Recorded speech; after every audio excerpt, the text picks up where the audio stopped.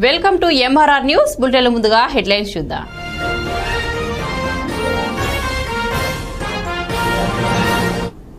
ప్రకాశం జిల్లా దర్శి నియోజకవర్గంలో ration mafia విచ్చలవిడిగా చెలరిగిపోతున్నారు.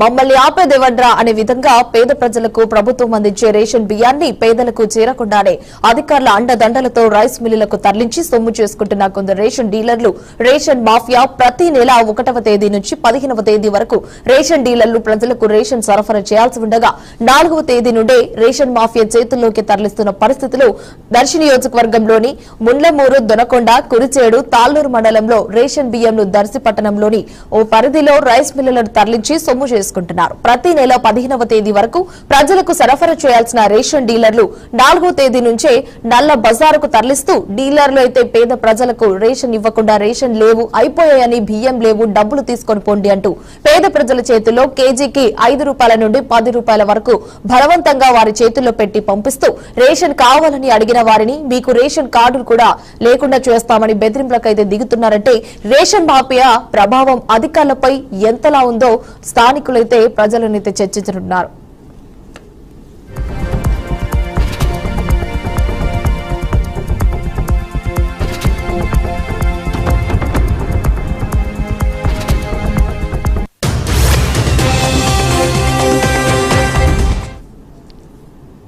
చేసేదేమీ లేక ఎక్కడ రేషన్ కార్డులు మాఫీ చేస్తారో అన్న భయంతో పేద ప్రజలు వారు ఇచ్చే 5ో 10ో పుచ్చుకొని వెళ్లవలసి వస్తుందని కార్డుదారులు ఆవేదన వ్యక్తం చేస్తున్నారు.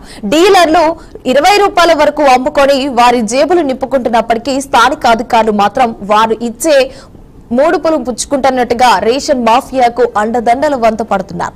రేషన్ మాఫియా విచ్చలవిడిగా రేషన్ దందాను సాగిస్తున్న దర్శి నియోజకవర్గంలో దర్శి, ముండ్లమూరు, తల్లూరు, కురిచేడు, దొనకొండ మండలాల నుంచి రేషన్ డీలర్లు కేవలం 2-3 రోజులు మాత్రమే ప్రజలకు రేషన్ సరఫరా చేస్తూ అది కూడా 100 మందిలో 4-5కు మాత్రమే రేషన్ బియ్యం సరఫరా చేస్తూ 4వ తేదీ నుండే దర్శి పట్టణ పరిధిలోని ఓ రైస్ మిల్లుకు తరలించి సొమ్ము చేసుకుంటున్నారు రేషన్ దళారులు.